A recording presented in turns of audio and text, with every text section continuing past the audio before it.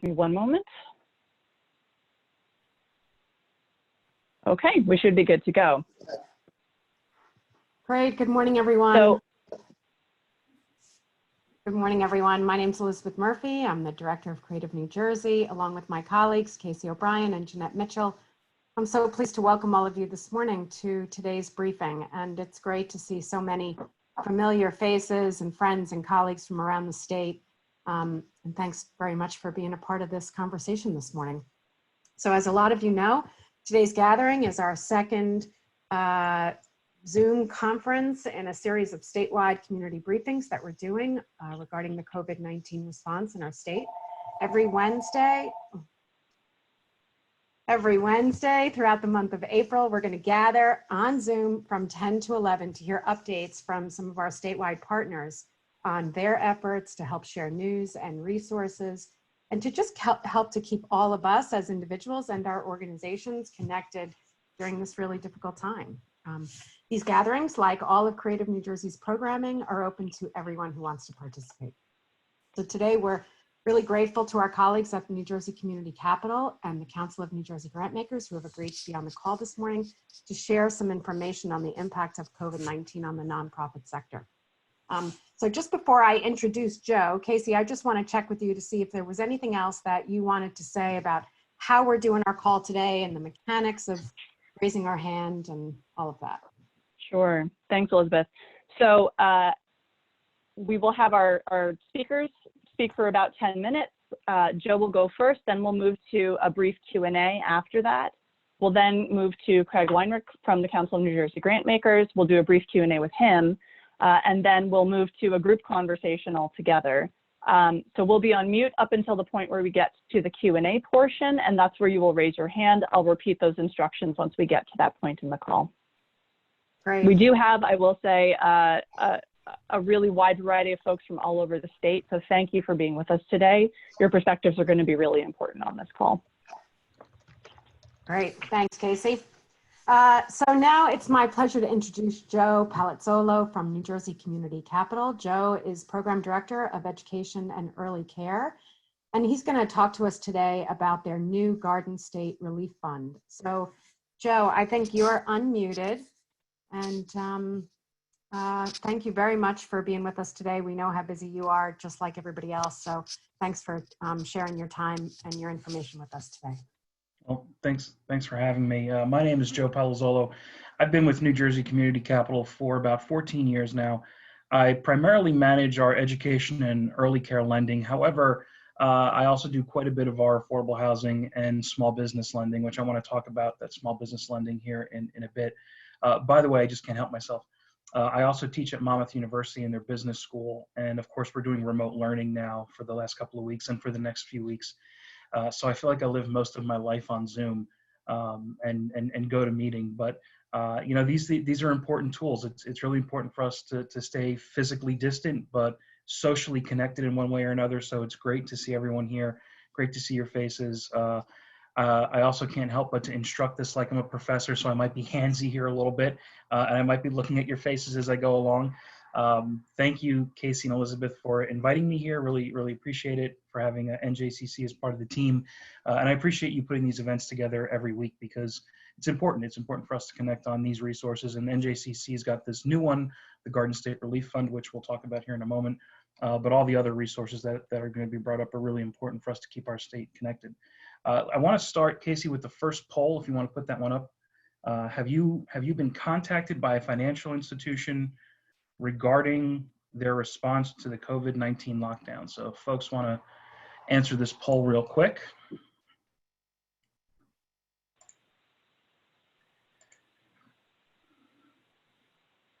So for those of you who are on video, you should see a poll on your screen with a yes/no question. You can go ahead and answer that poll. We'll give it another few seconds, and then we'll eventually end the poll.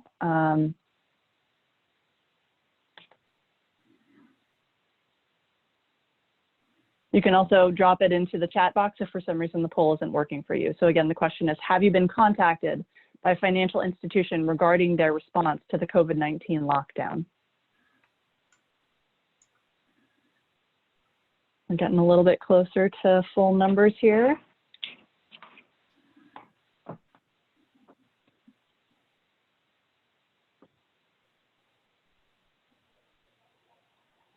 All right. Okay, so as of right now, we're seeing about 67% have said yes, about 33% have said no. Okay, that's interesting. One of the things I want to start talking about here is what NJCC learned from its response to Superstorm Sandy. And one of the things that we learned in the aftermath, several years after, was that financial institutions were going to be more proactive in reaching out to their borrowers when crises struck. So it's interesting that 67% have said yes, because maybe those financial institutions have lived up to their desire to reach out more. But I want to talk more about that in a second. Just what we learned about Superstorm Sandy, because I think it helps set a foundation for the Garden State Relief Fund. We deployed 50 loans for Sandy. They were to small businesses, nonprofits, arts organizations, everything you can imagine. And we put out those 50 loans in about a 3 to 5 month period. And what we learned from the financial institution perspective, which I think doesn't just apply to nonprofit loan funds like NJCC, but all financial institutions, is number one, as a financial institution, you have to be flexible during these times. You cannot be rigid. You can't be really firm and fast to a certain box. You have to think outside the box. You have to be willing to make loans that you would not otherwise make. And the government has tried in the last few weeks to make that easier for lending institutions, and we'll talk about that in a second.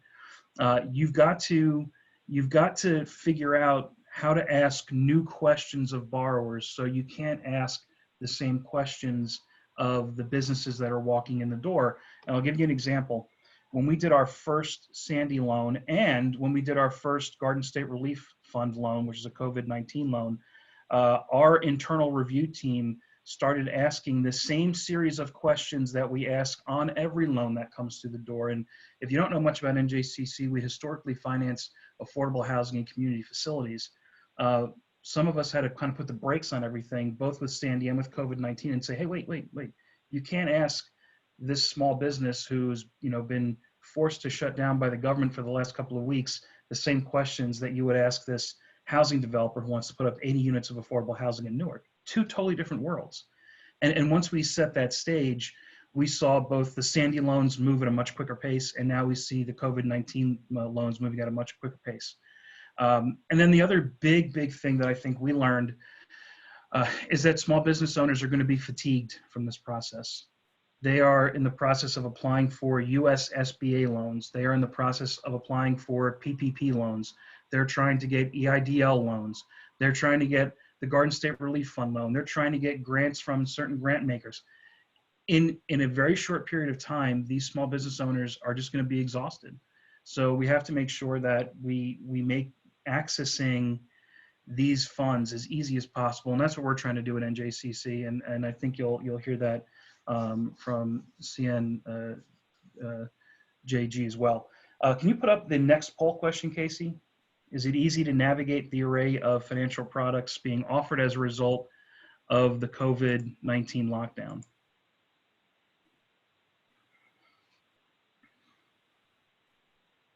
So again, you can pop your answer into the chat box if for some reason you're not seeing the poll.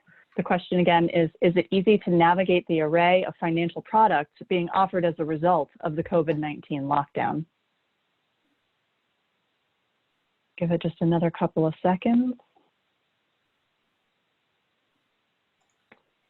It's looking like the vast majority are saying no. Actually, we're seeing 63% to 33%. So same numbers, but reversed. So 67% are saying no, it's not easy, and 33% are saying yes.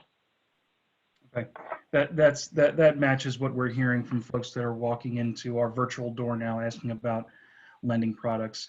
There are a lot of products out there. I just rattled off a few acronyms from some of these loans, and happy to talk to the extent that I can about any of them. New Jersey Community Capital doesn't provide those loans because we are not an SBA lender, but we're learning about them because you have to learn about them. We are also looking at trying to become an SBA lender just for the PPP loans, and we may have some movement on that in the next week or so.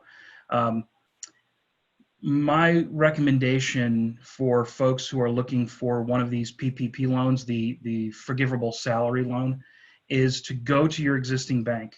In fact, we understand that many banks are only talking to their existing customers, and that would be the third poll question. Let's put that one up now, which is, have you gone out and talked to a financial institution yet?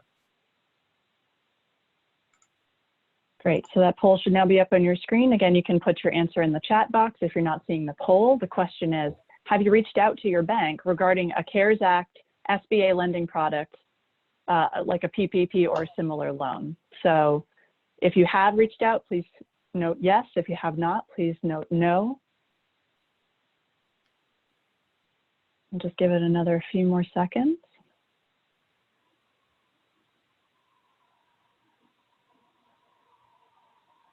We're seeing a slightly more even split. We're seeing 60 saying yes, 40% saying no. Okay. Interesting. Yep. I would encourage those of you who have said no to reach out to your banker. We're hearing that the banks are overwhelmed with these new programs. We hear that the federal government is overwhelmed, and we're hearing this on the back end, not the stuff on the TV. So they are asking for more applications to come in, but you will want to check with your bank, particularly if you use a small or regional bank. For example, the bank that I use is a regional bank to New Jersey, and they have it very prominent on their website where they're no longer accepting COVID-19 related loans because they can't manage all the flow that's come in.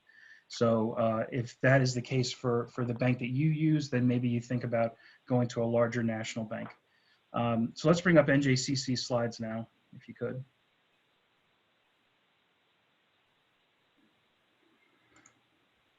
Okay. Okay, folks, hopefully you're seeing the slide deck from the Garden State Relief Fund. If you're not, again, we will be sharing this after the fact, so you'll have a chance to look at it then. And if you want to drop the link in the chat and the PDF links, you can do that as well. This is the Garden State Relief Fund. This is what we put together. We had some charitable support as well as some traditional financial institution support putting together this fund. I can't give you a firm dollar amount on how big this fund is because right now it's between $3.5 million, which is about the size of our Sandy fund. But we've been in contact with banks and other financial institutions, including insurance companies and some charitable organizations who may want to grow this fund as large as $30 million. So we're not sure where the number is going to wind up. So my recommendation is if you're interested in a loan from this fund, you should apply for it. This is our response to COVID-19. Now, you see the purpose there. It is both for-profits and nonprofits. Both can apply. You see in that eligibility, it says 3 to 5 employees. I would encourage you to apply for a loan from this fund if it's something that you need. If you have less than 3 employees or more than 50. We have other loan products. We've had other applications come into this fund that don't quite meet these eligibility requirements, but we have moved them to other funds and we've helped get them some financial assistance. The loan amount there is between $10,000 and $75,000. The average request that we have seen, I just looked at this before the webinar started, is $66,000. The requests that have come in, they've been all over the board from like $25,125.66 because someone is really specific with their accounting, which is great, to folks that just put in for the max for $75,000. But the average that we see is $66,000. Can you go to the next slide? So far, we have had 36 requests come in, and there are more that are being processed right now. So my gut tells me we're probably at about 50 that have come in since we announced this last week. Most small businesses are going to their local bank, which is great. You should get that government-backed money if you can because it gets forgiven in certain circumstances. Our terms are for 3 months, but you see in that second bullet point on the slide that, I'm sorry, the third bullet point, that there'll be no payments. It should be that second bullet point. I guess I didn't make it there. There's no payments for the first 6 months. So if you get the loan today, there's no payments required for the first 6 months. We think that's enough time to get small businesses back up on their feet. And then we'll amortize the rest of it over a 3-year period. The interest rates are 3% for all of New Jersey, except for anyone located in Gloucester, Cumberland, Salem, or Western Atlantic County. Then it's 0%. We have a charitable foundation that we work with down there, and they have agreed to buy down the interest rate for those counties to 0%. We are actively looking for other charitable organizations to buy down the interest rate for the rest of New Jersey. So if anyone's interested, please let me know. But assuming we can't find that, then we'll be at 3%. Just want to give you a brief overview of some of these businesses that have applied. We have gotten, like I said, 36 requests so far, some of which have already been approved. The ones that have been approved are moving into the documentation and closing process. We hope that we can close a small handful of them this week, and then a few more of them next week, which means when we close it, we get the money into the borrower's hands. The requests are from all over New Jersey, from way north down through Cape May. Some of the business types, in case you're wondering who's applying, we had a textile factory, a bagel shop, a YWCA, several pizzerias, a couple of bicycle shops, a couple of childcare centers have applied, private event spaces, shoe stores, a roller skating rink, apparel and printing companies, bars and restaurants, a historical society applied, a couple of organizations that focus on low-income housing, an independent cinema, hair salons, shared working space, a fresh food market, a makerspace market, a literacy program, industrial parts suppliers. It is everything. It is all over. So chances are, whatever business you're with, whatever arts-based business you're with, or regular small business, you're probably going to be qualified, and we can probably get you some type of loan. That's the quick and dirty overview. This is a faster program than what we're normally doing at NJCC. We try to turn these around between a week and a week and a half, maybe 2 weeks. So you know, a 7 to 10 day turnaround is pretty good in the banking world. My only other point would be that I know that many of you are going to be going to your local banks to get the PPP loan. I was on a webinar yesterday that suggested independent contractors, which many artists fall underneath. The PPP program is opening up to them this Friday. So I might do some searches on that to try to find more information on that. And if you can get a PPP loan, you want to get it, because again, if you're using it for salaries, a portion of it, if not all of it, is forgivable, okay? But if that's just a little too hard to navigate, like we see with the poll here, then certainly reach out to us. And on the next slide, the last slide, there's the link, which you'll get the link sent to you as well. That would be where you apply. So if you know somebody at NJCC, like I've got a whole book of small business clients, you can't apply through the person that you know. You've got to apply through this link on the website, which just asks you to download a PDF, fill it out, and email it into us, okay? And that would be it. Thanks again, Casey and Elizabeth. Appreciate it. Thanks, Joe. Thanks very much for all of that information. So we want to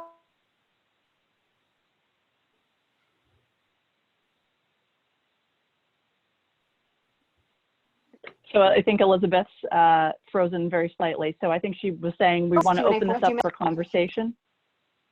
Go ahead, Elizabeth. Correct. Yes, sorry about that. So yeah, we want to open up for conversation for just a few minutes for a Q&A with Joe. I know there were a couple of questions in the chat function here. I see one of them. Yeah. So Joe, there was a question. If the nonprofit is only volunteers, are we still eligible? You might be. It would depend on what you're going to use the money for, you know. So yeah, I would encourage you to reach out to us and tell us a little bit more about the organization. But Great. And just as a reminder, oh, go ahead, Joe. Sorry.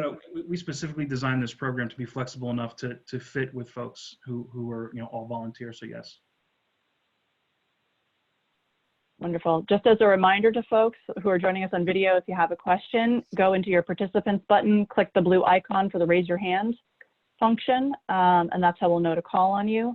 If you're on the phone with us only, I guess we'll open that up momentarily to see if anyone on the phone has a question. That's *6 to unmute yourself. So we can try that. Casey, Tom here. Hi, Tom. Just a couple of things. I did hear that some small businesses are frustrated by even banks that they have relationships with. If you don't have a existing loan relationship with that bank, they don't want to talk to you about the SBA opportunity. Just a heads up.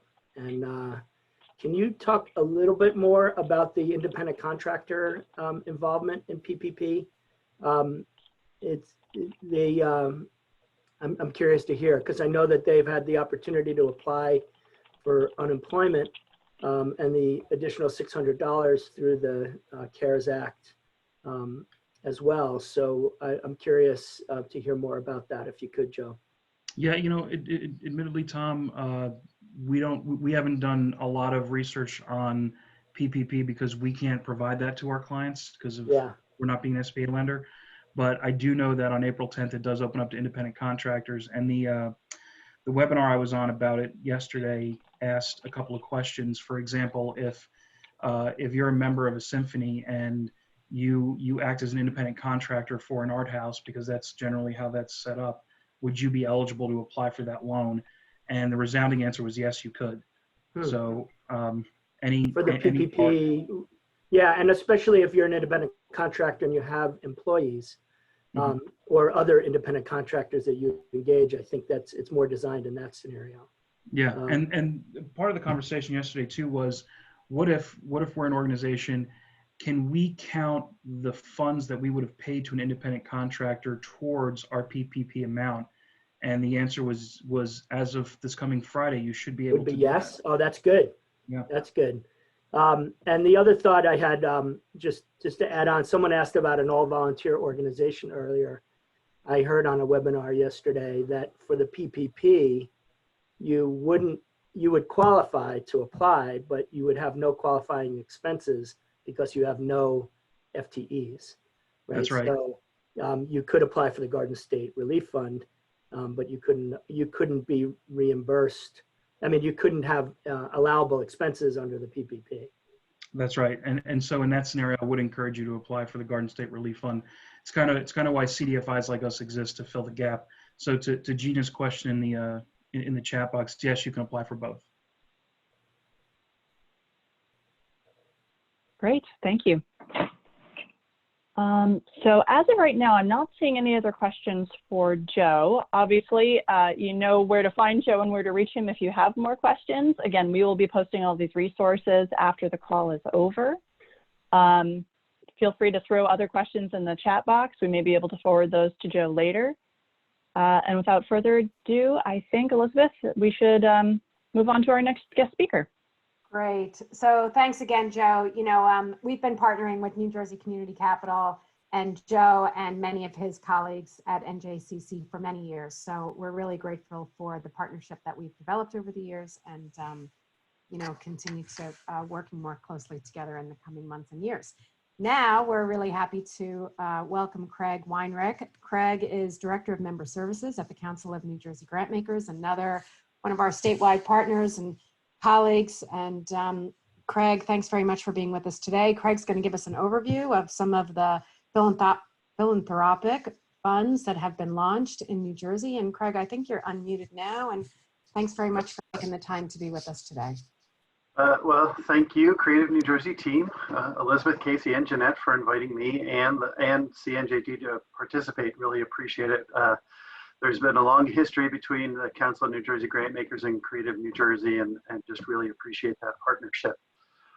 So I just want to start by giving a quick overview of who CNJG is and what we do.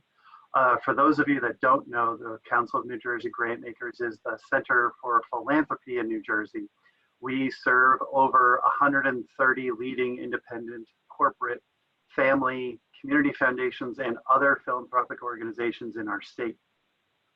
We support our members by strengthening their capacity to address their philanthropic activity by leveraging the resources of the philanthropic community like funding, expertise, and leverage and influence to provide leadership on statewide issues. So I'm their Director of Member Services, and I've worked with CNJG for 6 years now.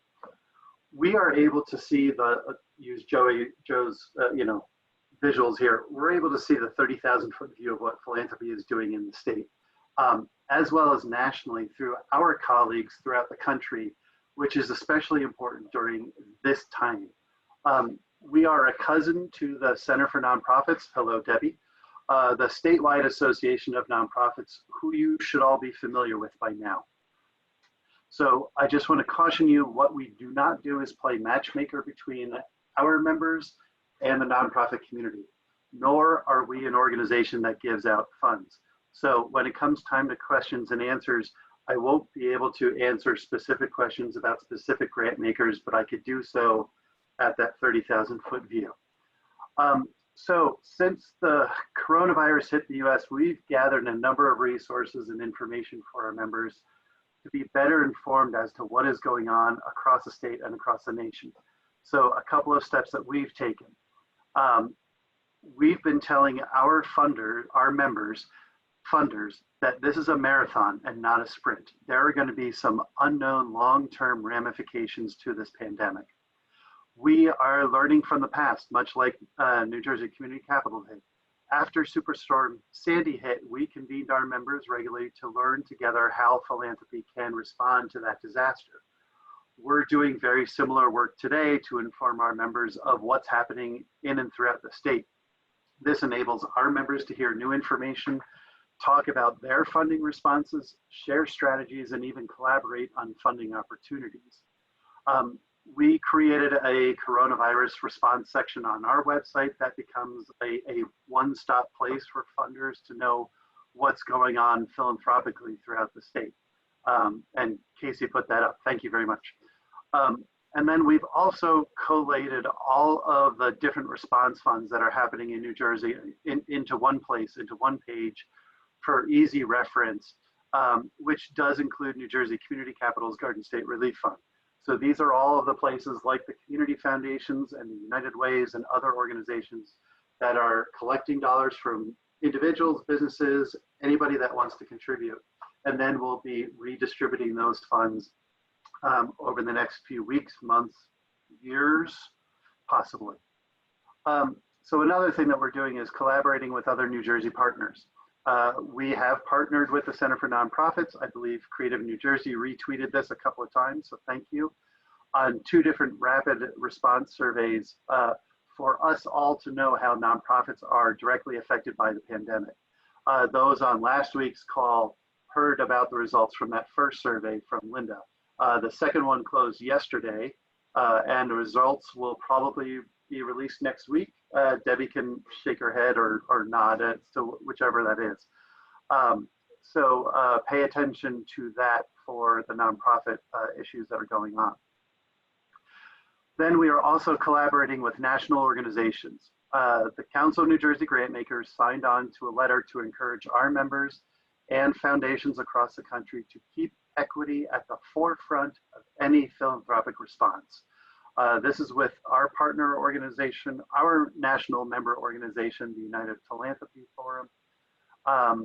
Second, we are encouraging our members to sign a pledge created by the Council on Foundations, another nationwide philanthropic response organization, to respond urgently to the needs of the community, much like Joe said, to be flexible, to be adaptive to what's going on, and not be so rigid in what they are doing. So we are encouraging our members to do that. We've heard of a few already that have signed on. And I have to give a shout out to the Geraldine R. Dodge Foundation. They just said that they signed on to that letter. We really appreciate that. So let's talk about the philanthropic response around the country and the world. According to candid.org, worldwide, there has been over 4.3 billion in philanthropic funds committed. That's not necessarily distributed yet, be aware of that. And that's worldwide from organized philanthropy. What that means is that that does not include any crowdfunding platforms or any person-to-person giving or anything like that. That is fantastic. That is a gob of money. And it's continuing to grow larger day by day. We realize, however, this is not going to be enough. And this is one of our bedrock advocacy issues that we talk to government about, that philanthropy is never going to replace government funding. And it has to be just part of the whole solution to whatever the problem is at hand. So it's just important for people to realize is whenever you're talking with your government representatives, philanthropy is never going to fill that gap. So other ways that we have heard about philanthropy is responding across the country. Many foundations have moved their operations to a remote work environment to avoid interruptions in their grant making. They're trying to make sure that that is not interrupted at all. Some are establishing their own emergency response funds. Some are partnering with another recovery fund like New Jersey Capital, Community Capital did with, and I'll say this, the Pascal Sykes Foundation. They were the ones that helped do that 0% loan for the lower counties in the state. Some are matching donations to a recovery fund. We heard from the Grunin Foundation out in Monmouth County and New Jersey Natural Gas that they are matching funds that are being given to the United Way of Monmouth and Ocean County. Some are considering using similar or the same application and reports among several funders. So if you apply using this one, this application to one organization, you can use that same over here. Some are changing or expanding the scope of their grant priorities. Some are allowing their grantees to change their project scope. So they were doing this before the virus hit, and then now they can pivot to do this. And some are changing their restricted grants to general operating support. And this one is going to be a little controversial, but some are considering spending more than their legally required 5% payout. Now, I'm going to be fiercely protective of my members here, so follow me on this. There's a long-term ramification of that, however. If the foundations do end up paying out more than 5%, in addition to their decreased endowments from the stock market hit, that means that there will be less for the future once we get all past the pandemic. So I've only heard from a small number of our members that they are considering doing that, knowing that this is going to be a short-term hit for long-term gain. And there is a really good article that came out from the Chronicle of Philanthropy that talks about that grantmaker dilemma. And I encourage you to read that, but I'll get to that in a second. Thanks, Casey. So try to keep in mind that there is no right way for philanthropy to respond to this, especially because this is such an open-ended disaster, for lack of a better term. Many funders, just like you, are trying to figure out how best to respond that's going to work for them, their grantees, and their communities. We remind our members again, this is a marathon. This is not a sprint. This is going to be long-term issues for our communities. Again, we learned our lesson after Sandy hit that we stressed that communities are going to have different needs in the short term, in the midterm, and in the long term. Even today, we know that there are still people displaced from Sandy, and the philanthropic funding is just no longer there anymore. We are encouraging our funders to think long-term on these issues. And learning our lessons from Sandy, we helped create the Disaster Philanthropy Playbook. A big shout out to Elizabeth, who consulted with us to create that document. Thank you. That we created that document with the Center for Disaster Philanthropy. I would encourage if you are at a nonprofit, to talk with your funders to see if they know about that resource. It's a good guide for them to think of those long-term issues. So a couple of final thoughts. I have a couple of suggestions on what you can do if you are receiving grants, donations, or other philanthropic contributions.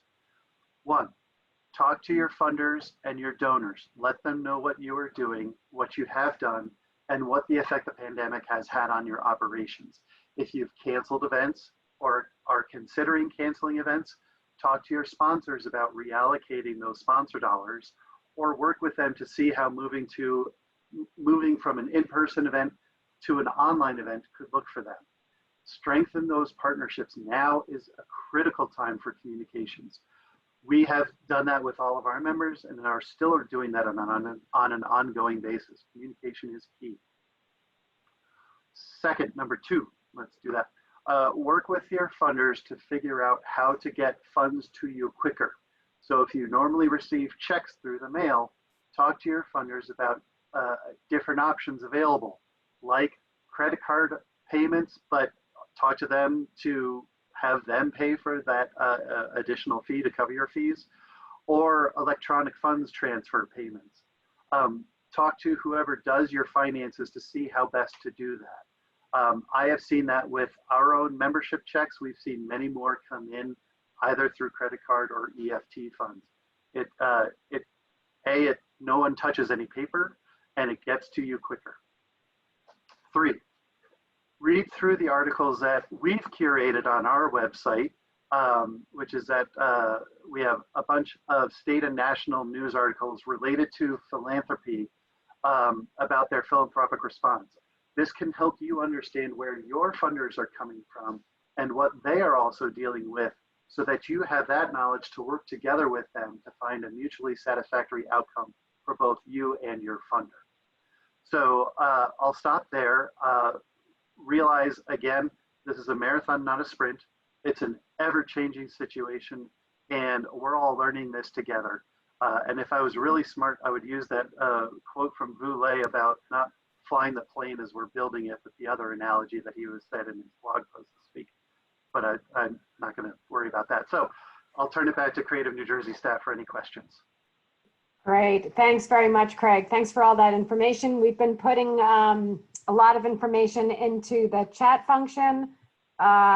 We do have a question here from Heather. She says, has anyone heard when the New Jersey Pandemic Relief Fund will issue its grant guidelines for nonprofits? So Craig, do you have any info on that? So yes, today's Wednesday. Monday, we heard from Hans Decker and Josh Weinrich, no relation, who is chairing that particular fund. They are still in the silent fundraising kind of mode for this. So they are putting those plans together now. They have not said when those guidelines will be available yet. So stay tuned. I believe they just got on social media, so you can look for them. I believe it's NJ_PRF, Pandemic Relief Fund. But they do have a website, and their information is there. I see, thank you, Jessica, for posting that, that there are applications open now. So thank you.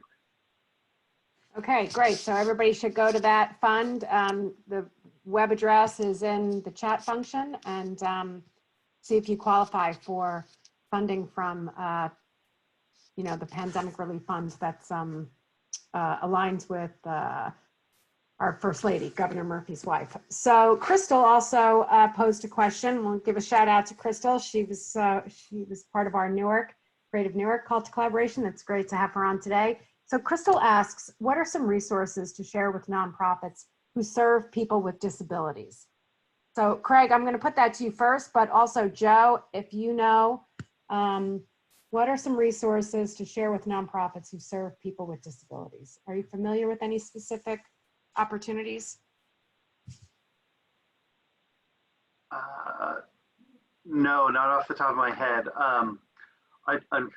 Unfortunately, I was on a call yesterday with our Newark group, and there were some questions about that. Unfortunately, I was running tech for the webinar, so I didn't pay attention to most of the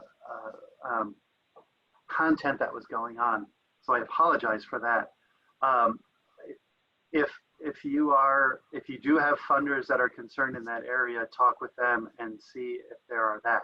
Now, for any kind of seeking funds, I have to put a shout out to Candid. This is the organization that used to be Foundation Center, and using their foundation directory online to find those grant dollars that are potentially out there.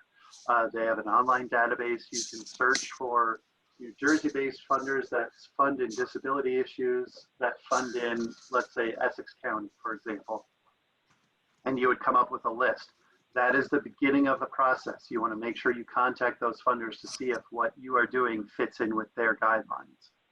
So that's kind of the overall arching view. I don't know if Joe has anything else to add to that.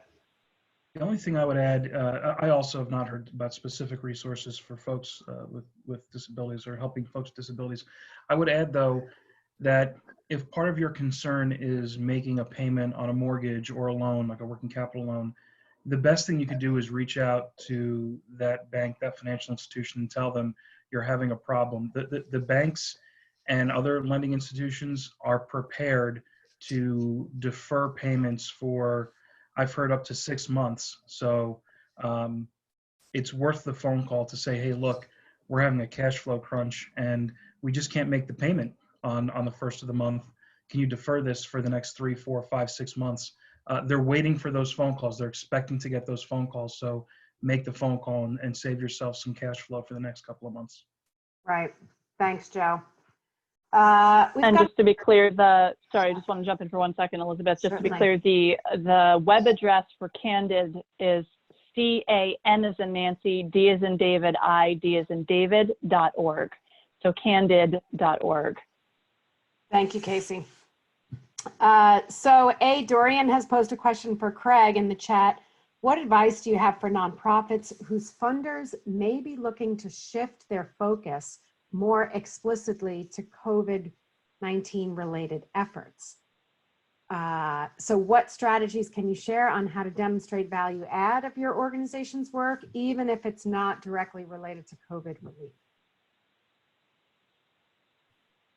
Talk to your funders first. That's the most important thing. Is there is a movement within the philanthropic field about trust-based philanthropy. The more you communicate with your funders, the more you build up that trust, the more they trust you to do the work that they need to see you accomplish and for you to accomplish. So I don't know of any nonprofit that is not affected by this. So most funders are also being affected by this or thinking about how to address this.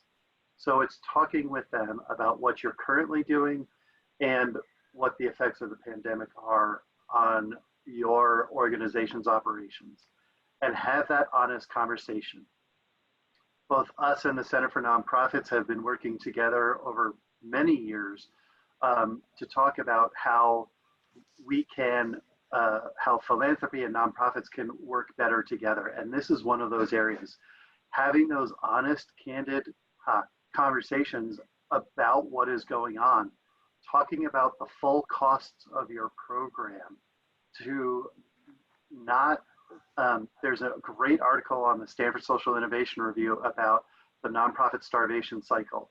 And if you say only this amount goes to that program, then you're doing yourselves a disservice. It's better to have that open upfront conversation with them about your whole project, your whole budget, all of the costs that go into that, your volunteer costs, your in-kind donations, all of your personnel costs, all of the benefits that you pay your personnel costs, so that they understand what's going on, so that you can communicate clearly to them all of the needs that you have.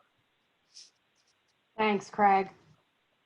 We've got another good question in the chat. This one's from Jennifer North for Craig. Craig, can you please talk about equity in funding and how, if at all, CNJG can influence its grant-making membership to begin new conversations with current and prospective grantees? So especially in light of the new upcoming research that Black and Brown-led organizations have 24% smaller revenues and 76% less unrestricted net assets. So how can organizations who have already suffered from structural racism stay afloat and continue serving their critical audience? This That's a big question. So we want to say thank you. Yeah, thank you to Jennifer for raising this. This is extremely important. It's very important to us at Creative New Jersey with our mission-related community building work. So Craig, is there anything that you can share about what's happening at CNJG? Yes. I feel like I'm going to disappoint everybody in this answer, however. So I'm going to lay that out there right now. This is going to be a long-term issue for a lot of funders. Much like everybody is on that spectrum of we're diverse, we're inclusive, we're equitable, anywhere along that spectrum. Foundations are also anywhere along that spectrum. Some are better than others, some are not even there, some are way into this work already. What we are encouraging our members to do is to think equitable in their funding. So what that means is, for a quick example, let me take the arts world for this. If a funder gives $1 million to New Jersey Performing Arts Center, that is fantastic. New Jersey Performing Arts Center is a great, wonderful organization. If you think equitably about this, if you took that $1 million and instead of giving it to New Jersey PAC, gave it to organizations like Glassroots or Algira, or smaller organizations more typically led by people of color, more led by people of color, that money can be way more transformative and maybe even more impactful than giving it to a large anchor organization. So that's a very basic concept of what equity and grant making kind of looks like. Again, there's no quick definition to what this is. And again, many of our foundations are thinking this through. We saw that Dodge Foundation did that. We see 2 other foundations that are in mind are kind of pausing in their own grant making and thinking through what this means for them and how that will change their funding going forward. Those conversations were happening before this all started. So it's going to be an ongoing conversation, and I think it's worth it for all of us.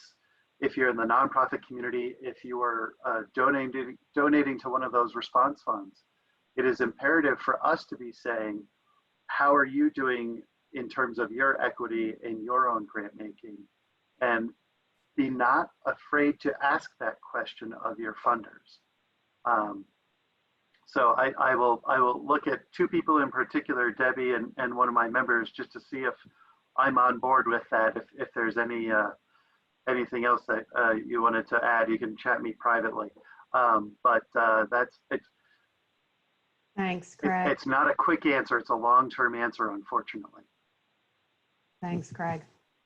I just want to do a time check here with us. So my computer says 10:56. So we're coming to the end of our time. I want to raise quickly 2 other questions that were posed. One is Ira Weissman has posted in the chat, for those nonprofits that are volunteer only, whose income is through fee-based services, what financial support is available to them? So, you know, as Joe mentioned earlier, the Paycheck Protection Program is not something that those nonprofits could take advantage of because you don't have, you know, a monthly ongoing payroll, but you can take advantage of the Garden State Relief Fund at New Jersey Community Capital. There are other SBA, Small Business Association programs. One of them is the EIDL program. Last week, Linda Zippo and Debbie Duncan from the Center for Nonprofits spoke about that. You know, you can go to sba.gov and you can find a lot of information. Now, it's going to take some time to read through it if you're not familiar with everything there, but I would highly recommend people look at that. Go to New Jersey Community Capital site. You can also go to the New Jersey Economic Development Authority's site, NJEDA. Just yesterday, NJEDA posted another program that's going to open. These are some loan programs, very low interest, 0 interest for a period of time. That program is going to open on April 13th. So there's, you know, there are programs open, and I would encourage everybody, and I think, Joe, you can tell me if you think this is right, but, you know, things are changing hourly. So every day, make yourself a list of all of these websites, and every morning and every evening, I would encourage you to go back on the site and look at what's been updated. Debbie also, Debbie, thank you for the question that you posed earlier. What guidance can we give to people to nonprofits and individuals who are trying to determine what they are actually eligible for, like what kind of support you're eligible for? So I would say those sites that I just mentioned, SBA, New Jersey Community Capital, New Jersey Economic Development Authority. You can go to the US Treasury site. There's additional information there, but also speak to your accountant and auditor, right? Because they will also have another understanding of the programs that are that are out there, because that's part of their business, and they're working with all of their clients, whether they're nonprofit small businesses or for-profit small businesses, in trying to help, you know, their clients avail themselves of this support. So it is 10:59. Somebody, Jersey Shore Arts Center said, is there going to be another PPP cycle? So there actually was information that came out yesterday that said Congress is working on a 4th stimulus bill. It probably will focus on adding to the PPP pot. My understanding now, and Joe and Debbie, you can correct me if I'm wrong, but that this would be additional money into the Paycheck Protection Program to assist those small businesses, nonprofit and for-profit, who were closed out of the first round of funding, right? Joe is shaking his head. So this is not about, oh, I've already applied for PPP for 8 weeks of payroll and now I can go back again. That's not what it looks like, at least for this second round of PPP. So if you're worried about having been shut out, or your bank right now isn't ready to accept applications for PPP, it looks like there's going to be more money put into it. So if you don't get it in right now, it looks like there's still going to be time. Yes, Morris Arts, Tom Werder, thanks. He says they're talking about another 250 billion into PPP. So, so it's 11 o'clock. You know, we want to thank Joe and Craig again. You know, Jeanette, our team member Jeanette and Alyssa have been taking notes. So, you know, we're going to get that summary report out to everybody. We do have calls every Wednesday throughout the month of April. We're probably going to do some more calls, and we might do some regional or community-based calls. So stay tuned for that. Next week, we're really excited to say that it's going to focus on media. So we're going to have our colleague and friend Stephanie Murray from the Center for Cooperative Media join us and give us kind of that 30,000-foot view of what's happening from the media standpoint, and how this is impacting local journalists, and how you might be able to work more closely with some of your local journalists. We're also going to hear from Britt Harley, who's our colleague at WBGO. And then we think we're going to have one other media person join us. So Jeanette, do you want to just do a quick shout out regarding our social media to make sure everybody's connected with us on social media? Jeanette, do you want to? Sure, sure. I'll just do a quick hi, everybody. My name is Jeanette Mitchell. I'm the program associate here at Creative New Jersey, and I am going to post our social media pages. We're on all of the platforms, as well as we have various community pages, groups that you can join as well. So I'm going to post it over right now, and I also posted it at the beginning of the chat. Great. Thanks, Jeanette. And you guys can see that function. So if you're looking at your chat, you see the 3 little dots down in the right-hand corner of your screen. If you open that, you can actually click save, and you can save the whole chat to your computer. We'll stay on for a couple of minutes after we officially end the call, so that if anybody wants to say anything else, or if you still need some time to get some information out of the chat function, you can. But we're super grateful to come together with all of you and to see, you know, so many of you that we've worked with around the state as we continue to all kind of, you know, hold up and navigate these days. If there's anything at all that you think Casey and Jeanette and I can do for you, please do not hesitate to reach out to us. You know, we are certainly committed to helping us to stay connected and keep our social networks strong. You know, we know that that's really important during a time of crisis. So let's work together to do that. You know, all of us here are the network, right? Like, we are the network together, and each of you are connected to lots of other people. So, you know, I think we all can just continue to create an opportunity for people to talk to each other, share this information. What you learned here today, please share it out with the people who you're interacting with. You know, we're grateful to be in this, you know, together with you, with all of you. And Casey, is there anything else that you want to add before we officially sign off, and then we can stay on for a few minutes after that? No, just a reminder that we will have those summaries up on the website by end of day tomorrow. It will also be emailed out to everybody. There have been a lot of questions about whether or not the recording will be posted. That wasn't something we were traditionally doing, but we'll discuss that and see if the recording of the webinar, of the conversation today, is something that we can post. So other than that, I would say, you know, for anyone else who's still on who wants to share any of the things that they're doing in their community who might, that might be helpful for other folks to hear about, you know, we're certainly happy to stay on and hear about that, so that that information can also be shared out with the resources as well. Great. So thanks, everyone. We'll officially end the call, but we're going to stay on for a bit and we can chat a little bit more. So Casey, if you want to end the recording, and we can all stay on. So anybody who has to go, thanks for being with us, and hope we see you again next Wednesday morning.